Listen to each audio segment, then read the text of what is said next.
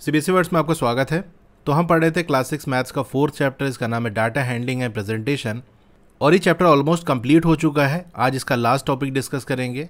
तो पिछली वीडियोस अगर आपको देखनी है, डिस्क्रिप्शन में आपको प्लेलिस्ट का लिंक मिल जाएगा, वहाँ से देख सकते हो। आज का हमारा टॉपिक है 4.5 artistic and aesthetic considerations. Artistic मतलब आर्ट बनाना, कलाकारी करना। जब हम पिक्टोग्राफ या बार ग्राफ बनाते हैं तो उसमें क्या करना पड़ता है, हमको ड्रॉ करना पड़ता है चीज़ों की, नहीं। तो ये आर्टिस्टिक हो गया। एस्थेटिक मतलब ब्यूटी रिलेटेड, ऐसी चीज़ जो ब्यूटीफुल हो, खूबसूरत हो, देखने में अच्छी लगे।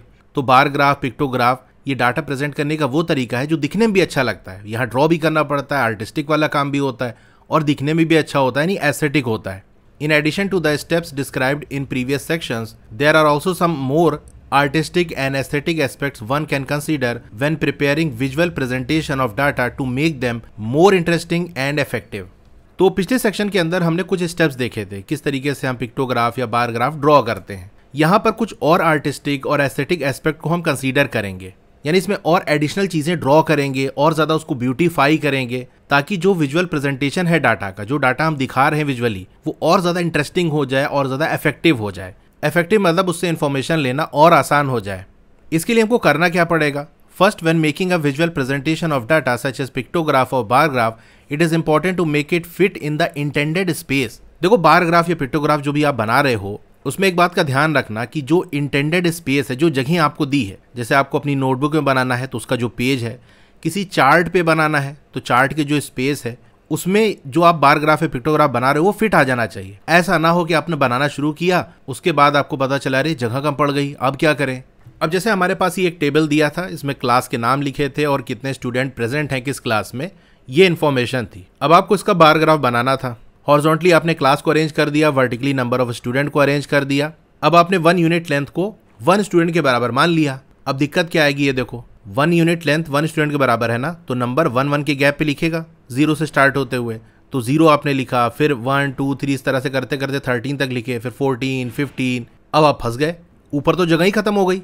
और मैक्सिमम नंबर ऑफ स्टूडेंट जो है यहाँ पर आप देख सकते हो क्लास 3 के अंदर 35 है, यानी 35 तक आपको दिखाना है। ये तो 15 ही पे खत्म हो गया। और मैक्सिमम छोड़ो, कोई भी वैल्यू आप नहीं दिखा सकते। सबसे छोटी वैल्यू आप देखो क्लास 2 के अंदर है, यहाँ 20 स्टूडेंट आपको बार ग्राफ से दिखाना है, लेकिन साइड में जो आप नंबर लिख रहे हो 15 पे आके आपके ऊपर जगह ही खत्म हो गई। तो जो जगह आपको मिली थी उसमें आपका जो बार ग्राफ है वो फिट नहीं आ पा रहा है।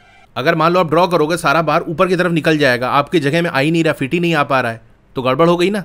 इसको सही करने के लिए हम क्या करेंगे, कुछ अलग स्केल मानेंगे। ऐसा कर लेते हैं, 1 यूनिट लेंथ को 5 स्टूडेंट के बराबर कर लेते हैं, यानी नंबर फिर 5 5 के गैप पे लिखते हैं।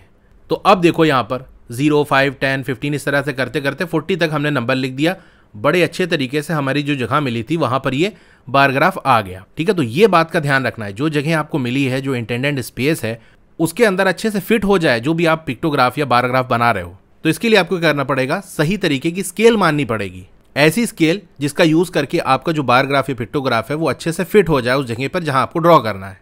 तो यही बात आगे लिखी, this can be controlled example by choosing a scale appropriately as we have seen earlier. तो सही तरीके की स्केल आपको चूज करनी पड़ेगी। It is also desirable to make the data presentation visually appealing. अब ये भी डिजायरेबल है, ये भी चाहा जाता है कि जो डाटा प्रेजेंटेशन है वो विजुअली अपीलिंग हो, यानी देखने में इंटरेस्टिंग लगे और समझने में आसान हो, so that the intended audience appreciates the information being conveyed. ताकि जो इंटेंडेड ऑडियंस है, यानी जिनको ये डाटा आपको दिखाना है, जिन तक इन्फॉर्मेशन पहुंचाना है, कन्वे करना है, वो जो लोग हैं, वो जो ऑडियंस है, वो इस इन्फॉर्मेशन को अप्रिशिएट कर सके, उसकी सराहना कर सके कि हाँ यार, बड़े अच्छी इन्फॉर्मेशन आपने दी, चीज़ें हमको समझ में आ रही है, इंटरेस्टिंग भी लग रहा है।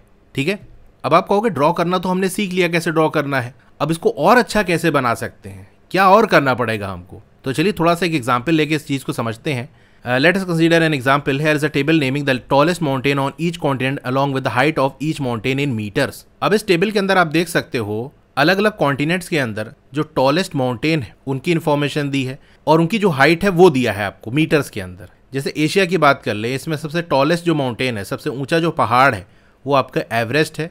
इसकी हाइट 8848 मीटर है। इसी तरीके से south America, north America, Africa, Europe, Antarctica, Australia सबका दिया हुआ है। ठीक है, अब इस टेबल को देख के आप बताओ, how much taller is mount Everest than mount Kosciuszko. तो इसके लिए हमको क्या करना पड़ेगा, माउंट एवरेस्ट की जो हाइट है उसमें से कोजिओस्कोव की जो हाइट है उसको सब्सट्रैक्ट कर देंगे, यानी 8848 माइनस 2228, तो ये आ जाएगा 66 20 metre. Are mount Denali and mount Kilimanjaro very different in height? क्या माउंट डेनाली और माउंट कलिमंजारो की हाइट में काफी ज्यादा डिफरेंस है? This is not so easy to quickly discern from a large table of numbers. Discern मतलब जानना, पहचानना। तो इतना आसान नहीं कि सिंपल हम टेबल देख के ये बता सकें कि माउंट डेनाली और माउंट कलिमंजारो की हाइट में क्या ज़्यादा डिफरेंस है कि कम डिफरेंस है। अब जैसा कि हम पहले देख चुके हैं, हम कन्वर्ट कर सकते हैं टेबल ऑफ नंबर्स को बार ग्राफ के अंदर, यानी इस टेबल के अंदर जो नंबर दिए हैं उसको बार के फॉर्म में हम रिप्रेजेंट कर सकते हैं, जैसा कि आपको राइट में दिया है। राइट नहीं बल्कि नीचे दिया हुआ है, अभी हम देखेंगे। Here each value is drawn as horizontal box.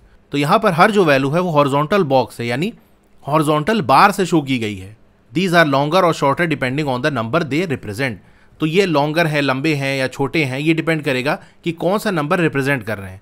Number बड़ा होगा तो हॉरिजॉन्टल बॉक्सेस की जो लेंथ है, यानी जो हॉरिजॉन्टल बार है उसकी लेंथ है वो लॉन्गर होगी, लंबी होगी। नंबर अगर कम होगा तो उसकी लेंथ शॉर्ट होगी, छोटी होगी। This makes it easier to compare the height of all these mountains at a glance. तो इससे ये होगा कि सारे माउंटेन की जो हाइट है वो एक नज़र में हम कंपेयर कर सकते हैं। ये देखो यहाँ पर बना है, इसी को कह रहा है हॉरिजॉन्टल बॉक्स, या हम कह सकते हैं हॉरिजॉन्टल बार। तो यहाँ जो बार है हमारे वो लेटे हुए हैं।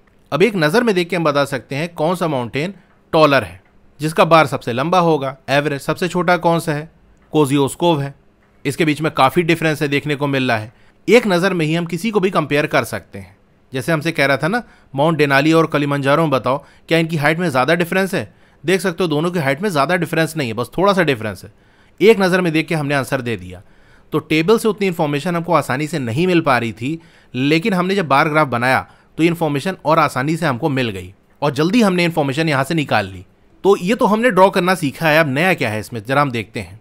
अब ऊपर जो हमारे बॉक्सेस बने हैं वो हाइट को रिप्रेजेंट कर रहे हैं। It is better and more visually appealing to rotate the picture. अब ये बेहतर होगा और दिखने में और ज़्यादा इंटरेस्टिंग होगा अगर इस पिक्चर को हम रोटेट कर दें। जो ऊपर हमारा बार ग्राफ बना है ना, उसको ऐसे घुमा दें हम, तो होगा क्या, जो बार अभी हमारे ऐसे बने हैं ये रोटेट करके ऐसे बन जाएंगे। जो लेटे लेटे बार बने हैं वो खड़े खड़े बन जाएंगे। So that the boxes grow upward vertically from the ground like mountains. तो इससे ये होगा कि जैसे हमारा ये है बार, हमारा नीचे से ऊपर की तरफ ड्रॉ होगा, ऐसे ऐसे बार बनेगा जैसा कि माउंटेन ग्रो होते हैं।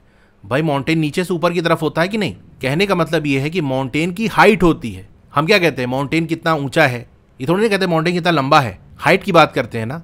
तो बार भी ऐसा बनाओ जहां पर बार की हाइट के बारे में बात हो। अगर बार ऐसे ऐसे बनेगा तो बार की लेंथ की बात होगी। अगर बार ऐसे खड़ा खड़ा बनेगा तो इसको हम हाइट में मेजर करते हैं। हॉरिजॉन्टल बार से अगर ड्रॉ करेंगे तो इसमें हम क्या कहेंगे, कौन सा बार शॉर्ट है, कौन सा लॉन्ग है।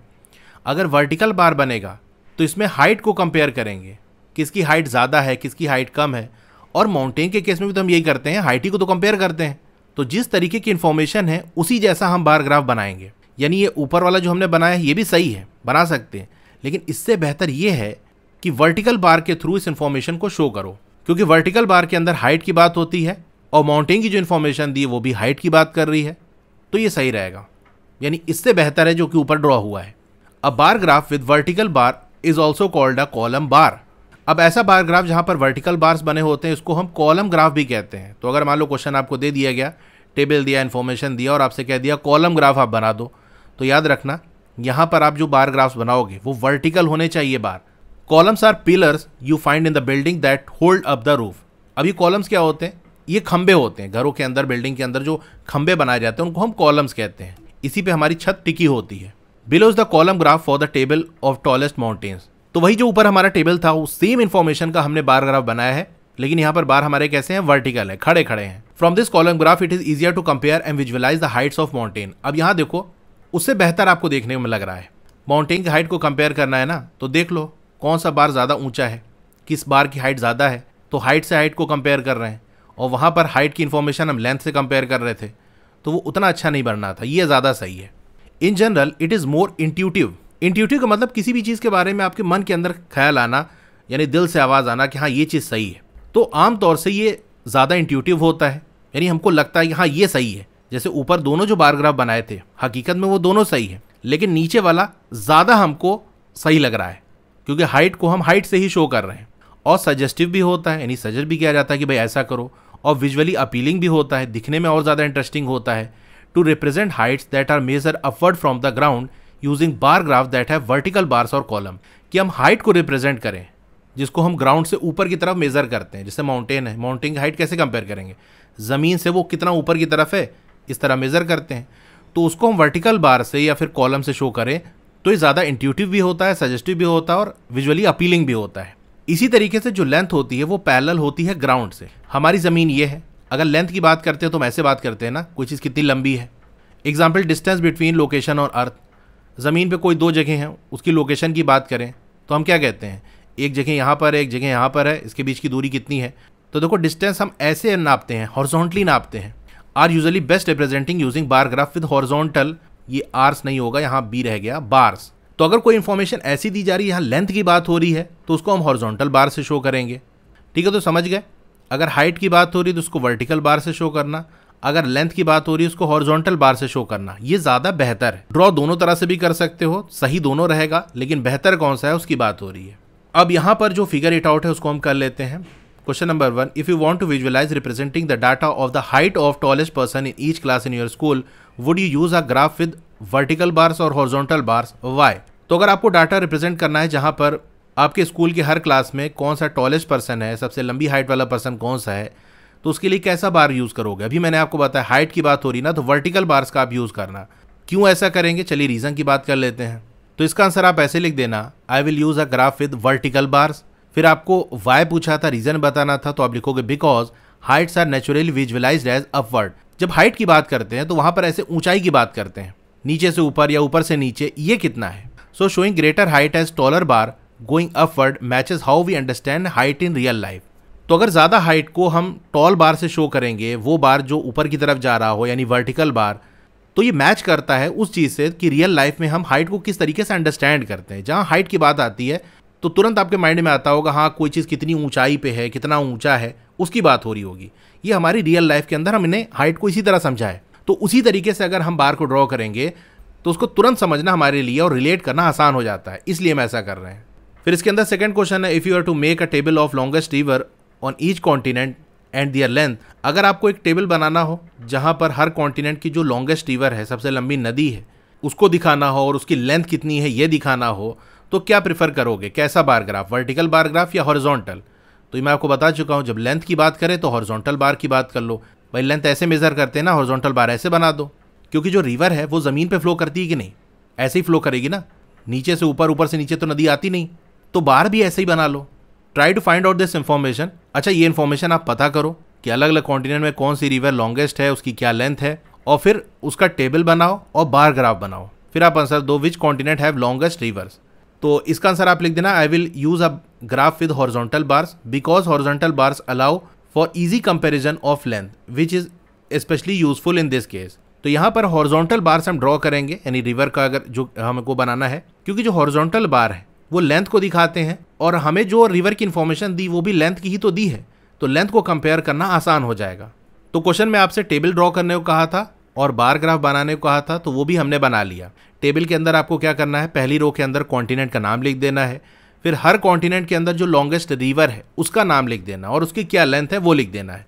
जैसे हमने एक कॉन्टिनेंट का नाम लिखा अफ्रीका, इसमें सबसे लंबी जो नदी है वो नील नदी है और ये कितनी लेंथ है हमको ये भी बताना था किलोमीटर्स के अंदर, तो ये वैल्यू आ गई। इसी तरह से सबका लिखा हुआ है। इस इन्फॉर्मेशन का यूज़ करके हमने बार ग्राफ बनाया। यहाँ देख सकते हो हमने हॉरिजॉन्टल बार्स बनाए हैं, क्योंकि रिवर हमारी ऐसे फ्लो करती है ना, रिवर में हम लेंथ की बात कर रहे हैं, कितनी लंबी नदी है, तो लेंथ को हम हॉरिजॉन्टली शो करते हैं। तो इस तरीके से हमने ड्रॉ कर दिया, ऐसे ही आपको ड्रॉ कर लेना है। फिर लास्ट में एक और चीज़ पूछी थी, which continents have the longest rivers. अब ये स्टेटमेंट सही नहीं है, क्योंकि यहाँ देखो कह रहा है कॉन्टिनेंट्स और आगे कह रहा है लॉन्गेस्ट। लॉन्गेस्ट का मतलब होता है सबसे लंबा। सबसे लंबी नदी कौन सी है, किस कॉन्टिनेंट की है, तो सबसे लंबी तो एक ही जगह होगी ना। अगर ये कहता कि कौन से ऐसे कॉन्टिनेंट्स हैं जहाँ पर लंबी नदियाँ हैं, तो कुछ हम नाम लिख देते, लेकिन लॉन्गेस्ट अगर कह दिया तो सबसे लंबी वाली नदी जिस कॉन्टिनेंट के अंदर है वो आपको बताना है।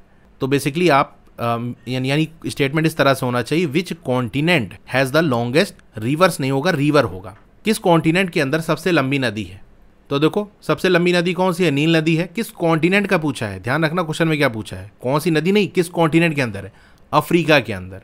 तो बार ग्राफ बनाने के बाद इस पार्ट का आंसर दे देना, Africa has the longest river. तो क्वेश्चन नंबर 2 हो गया और इसी के साथ ही फिगर 8 और हमारा कंप्लीट हो गया। अब बात कर लेते हैं इन्फोग्राफिक्स की। When data visualization such as bar graph are further beautified with more extensive artistic and visual imagery, they are called information graphics और infographics for short. जब डाटा विजुअलाइजेशन जैसा कि बार ग्राफ हो गया, इसको और ज़्यादा ब्यूटीफाई किया जाता है और ज़्यादा खूबसूरत बनाया जाता है। कैसे? विद मोर एक्सटेंसिव आर्टिस्टिक, यानी और ज़्यादा ड्राइंग करते हैं, विजुअल इमेजनरी यानी इमेजेस का यूज़ करते हैं ताकि जो भी डाटा हम प्रेजेंट कर रहे हैं उसको और ज़्यादा खूबसूरत बनाया जा सके। तो इसको हम कहते हैं इन्फॉर्मेशन ग्राफिक्स या शॉर्ट में इन्फोग्राफिक्स कहते हैं। The aim of infographic is to make use of attention attracting and engaging visual to communicate information even more clearly and quickly in a visually pleasing way. अब infographics का M क्या है, क्या मकसद है?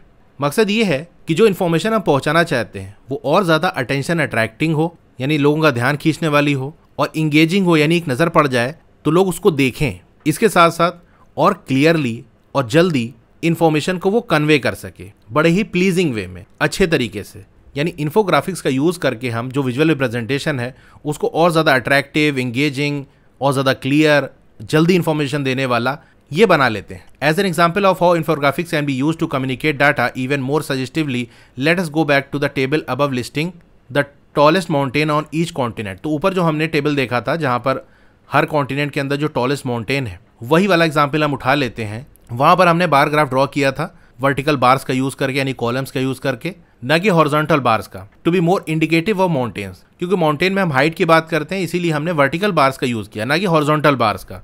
तो ये थोड़ा सा हमने चेंज किया था जिससे और बेहतर हो जाए चीज़ें। लेकिन रेक्टेंगल की जगह हम ट्रायंगल्स का यूज़ कर सकते हैं which look a bit more like mountains. जो माउंटेन्स ड्रॉ करते हैं ना, हम जनरली कैसे ड्रॉ करते हैं? ट्रायंगल शो करते हैं, बचपन में ऐसे ही ड्रॉ करते थे, फिर थोड़ा सा और हो गया तो ऐसे इधर उधर करके माउंटेन बना लेते हैं। लेकिन जो सिंबल माउंटेन का बनाया जाता है वो कैसा होता है? ट्रायंगल से शो करते हैं ना माउंटेन को। तो अगर हम रेक्टेंगल की जगह यानी बार की जगह ट्रायंगल का यूज़ करें तो और ज़्यादा ही माउंटेन जैसा देखने को लगेगा। And we can add a splash of colour as well, अलग अलग कलर भी हम फिल कर सकते हैं। तो इस तरह से कुछ चीज़ें बनेंगी। ये देखो, यहाँ पर हमने ट्रायंगल्स का यूज़ किया है माउंटेन की हाइट को शो करने के लिए, अलग अलग कलर्स का यूज़ किया है, तो अब दिखने में और ज़्यादा अट्रैक्टिव हो गया। एक नज़र पड़ेगी तो आदमी देखे करे, देखें क्या क्या चीज़ दिखी हुई इसके अंदर, क्या इन्फॉर्मेशन दे रहा है। ठीक है, तो ऊपर जो हमने बार बनाया था उससे अच्छा है ये दिखने में। अब आप कहोगे यार ये तो बढ़िया लग रहा है, यही वाला आप ऐसा ही हम बनाएंगे। लेकिन अभी रुक जाओ, ये आपको और ज़्यादा अपीलिंग लग रहा है, अट्रैक्टिव लग रहा है और सजेस्टिव भी लग रहा है कि हाँ ऐसे ही करना चाहिए, एक नज़र में देखने से तो ये लग रहा है। लेकिन इसके साथ कुछ इशू है, कुछ दिक्कत है। क्या दिक्कत है? The goal of our bar graph earlier was to represent the height of various mountains using bar of appropriate heights but the same widths. ऊपर जो हमने बार ग्राफ बनाया था उसके अंदर आपने देखा था कि जो बार की विड्थ है, बार की जो चौड़ाई है वो सेम थी, क्योंकि एक चीज़ की इन्फॉर्मेशन हमको दी थी माउंटेन की हाइट की। तो बार की हाइट को कम ज़्यादा करके, यानी जितना हाइट थी उसी हिसाब से बार की हमने हाइट बना दी थी। माउंटेन की विड्थ के बारे में कोई इन्फॉर्मेशन हमको नहीं दी थी, कौन सा माउंटेन पतला है कौन सा मोटा है, ये इन्फॉर्मेशन नहीं दी थी ना। तो बार की जो विड्थ है वो हमने सेम रखी थी ताकि कोई कन्फ्यूजन ना हो सके। The purpose of using same width was to make it clear that we only comparing height. तो यही बात मैंने आपको बताई कि बार की जो विड्थ है वो सेम इसलिए रखी थी क्योंकि ये बता रहे थे कि हम सिर्फ हाइट को कंपेयर कर रहे हैं, उसकी विड्थ कंपेयर नहीं कर रहे हैं। लेकिन ये जो इन्फोग्राफिक है इसमें आप देख सकते हो जो टॉलर ट्रायंगल्स है वो वाइडर भी हैं, चौड़े भी हैं। जैसे आप एवरेस्ट का देखो, ये सबसे टॉल है लेकिन इसकी जो चौड़ाई है वो भी ज़्यादा है। अगर हम कोजियोस्कोप से कंपेयर करें तो इसकी हाइट कम है लेकिन इसकी विड्थ भी तो कम है, मोटाई भी तो कम है। लेकिन विड्थ की तो कोई इन्फॉर्मेशन हमको दी ही नहीं थी। लेकिन इस इन्फोग्राफिक को देख के जो बंदा रीड करेगा वो तो ये भी इन्फॉर्मेशन निकाल सकता है ना कि एवरेस्ट की जो मोटाई है वो ज़्यादा है, कोजियोस्कोप की कम है, जबकि विड्थ की तो कोई बात ही नहीं की गई थी। तो वो चीज़ इसकी इन्फॉर्मेशन आपको दी ही नहीं थी, लेकिन आपने जो इन्फोग्राफिक बनाया उससे एडिशनल इन्फॉर्मेशन दूसरे को मिल रही है, तो ये तो ठीक नहीं है ना, दिक्कत की बात है। तो सवाल ये आता है, और टॉलर माउंटेन्स ऑलवेज वाइडर। अब आप इसमें ये कहोगे कि अरे सर क्या करना है, जो टॉल माउंटेन होगा, ऊंचा होगा, वो चौड़ा भी होगा, तो क्या ऐसी बात है? The answer is no. ऐसा नहीं है कि कोई माउंटेन टॉल हो तो उसकी चौड़ाई भी ज़्यादा हो। एक एग्जाम्पल मैं आपको देता हूँ। माउंट एवरेस्ट की जो चौड़ाई है वो लगभग 19 किलोमीटर्स है। और अमेरिका के अंदर, मुझे नाम नहीं याद आ रहा है यहाँ से, अमेरिका के अंदर एक माउंटेन है जिसकी हंड्रेड्स ऑफ किलोमीटर चौड़ाई है लेकिन उसकी हाइट माउंट एवरेस्ट से कम है। तो ऐसा हो सकता है कोई माउंटेन की हाइट कम हो लेकिन वो ज़्यादा हाइट वाले माउंटेन से ज़्यादा चौड़ा हो। The infographic is implying additional information that में बी मिसलीडिंग। तो यहाँ से एडिशनल इन्फॉर्मेशन मिल रही है जिससे गलत आइडिया जा रहा है, जो सही भी हो सकता है गलत भी हो सकता है। अगर मान लो इनकी जो विड्थ है वो इसी तरह से हो जैसा शो कर रहा है तब तो ठीक है, लेकिन अलग भी हो सकता है। तो सही भी इन्फॉर्मेशन मिल सकती है, गलत भी मिल सकती है। लेकिन हम चाहते हैं जो इन्फॉर्मेशन हम देना चाहते हैं वही इन्फॉर्मेशन मिले, sometimes going for a more appealing picture can also accidentally misleading. तो कभी कभी ऐसा भी होता है कि आपको दिखने में तो अच्छा लग रहा है, पहले से बेहतर लग रहा है दिखने में, लेकिन ये मिसलीडिंग भी तो है। आपसे गलती हो गई, धोखे में आपने ऐसी इंफॉर्मेशन भी दे दी जो मिसलीडिंग है, गलत जगह ले जा रही है आपको। अब इस आइडिया को और आगे ले जाते हैं और पिक्चर को और विजुअली स्टिमुलेटिंग और सजेस्टिव बनाते हैं। We can further change the shapes of mountain to make them look even more like mountains. अब और इस शेप में हम चेंज कर दें ऐसा कि देखने से माउंटेन जैसा बिल्कुल लगे। इसमें और डिटेल्स हम ऐड कर दें while attempting to preserve the heights. Height वैसे ही रखेंगे, और भी डिटेल इसमें ऐड कर दिया ताकि दिखने में और ज़्यादा अच्छा लगे वो। For example, we can create an imaginary mountain range that contains all these mountains. Mountain range मतलब जो पहाड़ है वो लगातार होते हैं ना, उसमें अलग अलग पीक्स होती हैं। जैसे माउंटेन देखते हो तो ऐसा थोड़ी ना होता कि बस एक तो माउंटेन है, ऐसे लाइन से ऐसे ऐसे माउंटेन्स रहते हैं। तो ये जो पूरा होता है उसको माउंटेन रेंज कहते हैं, लगातार पूरे माउंटेन्स हैं। तो एक ऐसी इमेजिनरी काल्पनिक माउंटेन रेंज बना दें जहाँ पर ये सारे जो माउंटेन्स हैं वो उसके अंदर आ जाएं। जैसे कि आप नीचे यहाँ पर देख सकते हो। वैसे तो जो इन्फॉर्मेशन हमको दी थी वो अलग अलग कॉन्टिनेंट में जो माउंटेन्स हैं उनकी दी थी, तो वो माउंटेन अलग अलग जगह पर हैं, लेकिन हमने एक ही माउंटेन रेंज बना दी, उसी में ये सारे माउंटेन्स को हमने दिखा दिया। तो ये देखो और ज़्यादा रियलिस्टिक लग रहा है, देखने से लग रहा है कि हाँ ये तो माउंटेन है। Is this infographic below better than the column graph with rectangular columns of equal width. अब ये जो इन्फोग्राफिक है क्या ये बेहतर है कॉलम ग्राफ से जहाँ पर रेक्टेंगुलर कॉलम इक्वल विड्थ के शो किए गए थे? तो इसका आंसर ये है कि ये जो इन्फोग्राफिक है ये दिखने में तो उससे बेहतर है, नो डाउट दिखने में अच्छा लग रहा है, लेकिन इसमें भी कुछ गलतियां हैं। The mountains look more realistic but is the picture accurate. Realistic तो लग रहा है लेकिन पिक्चर एक्यूरेट है? Answer is no. कैसे नहीं है भैया? एग्जाम्पल से इसको समझते हैं। Everest appears to be twice as tall as Elbrus. चलो देखते हैं। ये है हमारा माउंट एवरेस्ट, कहाँ पर है ये इन्फॉर्मेशन दी है। हमने एक नोक पकड़ ली, उससे शो कर दिया कि ये जो आप देख रहे हो ये माउंट एवरेस्ट है। हाइट भी नीचे हमने लिख दिया, तो काफ़ी इन्फॉर्मेशन हमको यहाँ से मिल रही है। हाइट का कंपैरिजन भी हम कर सकते हैं, जो सबसे टॉल है उसको ऊंचा दिखाया गया है, उससे कम जो है वो और नीचे है। इस तरह से हमने बना दिया है, सब कुछ सही है। लेकिन एवरेस्ट और एल्ब्रस को हम कंपेयर करें तो क्या बात समझ में आ रही है? अगर आप देखो तो एवरेस्ट की ये हाइट है, एल्ब्रस की ये हाइट है। एवरेस्ट की हाइट अगर हम शो करें तो यहाँ करीब बन रहा है, एल्ब्रस की बात कर लें तो ये ऐसे यहाँ करीब बनेगा। देखने से ये लग रहा है एल्ब्रस की जो हाइट है उसका डबल है माउंट एवरेस्ट की हाइट, लेकिन क्या रियलिटी में ऐसा है कि एल्ब्रस की हाइट का डबल है एवरेस्ट? चलिए देखते हैं। यहाँ आपसे पूछ भी रहा है, देखो व्हाट इज 5642 मल्टीप्लाई बाय 2, यानी एल्ब्रस की हाइट को डबल कर दें तो क्या मिलेगा हमको? तो हमको मिलेगा 11,284 और माउंट एवरेस्ट तो 884 मीटर है, यानी माउंट एवरेस्ट की हाइट एल्ब्रस का डबल नहीं है। तो यहाँ जो ड्रॉ किया गया है उसमें हाइट का कंपैरिजन उतना सही नहीं है। While preparing visually appealing presentation of data, we also need to be careful that the pictures we draw do not mislead us about the facts. तो जब हम visually appealing presentations बनाए डाटा का, तो इस बारे में हमको सावधान रहना है कि जो पिक्चर हम ड्रॉ कर रहे हैं वो मिसलीडिंग ना हो अबाउट द फैक्ट। जो इन्फॉर्मेशन दी है हमको टेबल के अंदर बस वही इन्फॉर्मेशन दे, ऐसी इन्फॉर्मेशन ना दे जिससे गलत चीज़ हमको पता चल जाए। आमतौर से इंपॉर्टेंट होता है कि हम सावधान रहें जब हम बना रहे हों या रीड कर रहे हों इन्फोग्राफिक्स को, ताकि हम मिसलीड ना करें अपनी इंटेंडेड ऑडियंस को। अगर हम बना रहे हैं तो ऐसा बनाएं जिससे वो मिसलीड ना हो, गलत चीज़ों को ना पता चले। और जब हम रीड कर रहे हों तो भी हमको सावधान रहना है ताकि हम खुद मिसलीड ना हो, गलत इन्फॉर्मेशन ना ले लें वहाँ से। ठीक है, तो बनाते समय, रीड करते समय सावधान हमको रहना है। तो ये टॉपिक हमारा कंप्लीट हो गया, इसी के साथ ये चैप्टर भी पूरा हमारा कंप्लीट हो गया। वीडियो अच्छी लगी हो तो लाइक करिए, चैनल पर नए हैं तो सब्सक्राइब करिए, मोर पे क्लिक कर देना है। फिर से आपको मोर पे क्लिक कर देना है तो डिस्क्रिप्शन ओपन हो जाएगा, स्क्रॉल डाउन करोगे तो आपको क्लास 6 की बुक का लिंक मिल जाएगा, उसके नीचे व्हाट्सएप चैनल का लिंक मिल जाएगा, उसको जरूर से ज्वाइन कर लेना क्योंकि वहां आपको सारी अपडेट मिलती रहेगी। डोंट वरी, आपका नाम और फोन नंबर किसी को विजिबल नहीं होगा। उसके नीचे वेबसाइट का लिंक मिल जाएगा, फिर क्लास 6 मैथ्स के फुल चैप्टर की प्लेलिस्ट आपको मिल जाएगी, उसके नीचे सिर्फ क्वेश्चन अगर आपको देखना है तो वाली प्लेलिस्ट मिल जाएगी, उसके नीचे साइंस की प्लेलिस्ट मिल जाएगी। तो जिसकी भी वीडियो देखनी है उसके साथ में जो लिंक है उस पर क्लिक करोगे तो वो प्लेलिस्ट ओपन हो जाएगी, वहां से देख सकते हो। Okay, thank you.